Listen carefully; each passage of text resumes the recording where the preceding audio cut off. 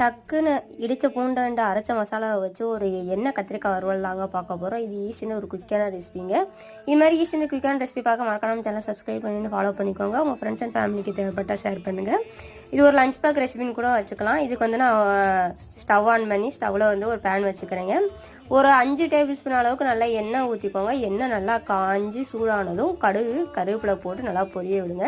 அதுக்கப்புறம் ஒரு பெரிய சைஸ் வெங்காயத்தை போட்டு நல்லா ஃப்ரை பண்ணி எடுத்துக்கோங்க. நல்லா ஒரு கோல்டன் ப்ரௌனிஷ் கலர் வந்த வரைக்கும் நல்லா வதக்கி எடுத்துக்கோங்க. அதுக்கப்புறம் ஒரு பெரிய தக்காளியை போட்டு நல்லா வதக்குங்க.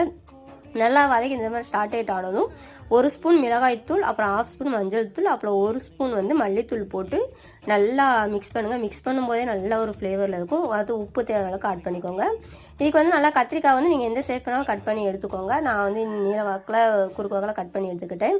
அது நல்லா சிம்மில் வச்சு நல்லா சாட்டேட் பண்ணிங்கன்னா நல்லா சாட்டேட் ஆகிடும். அதுக்கப்புறம் இடித்த மசாலா ரெசிபி டிஸ்கிரிப்ஷனில் கொடுக்குறேன்.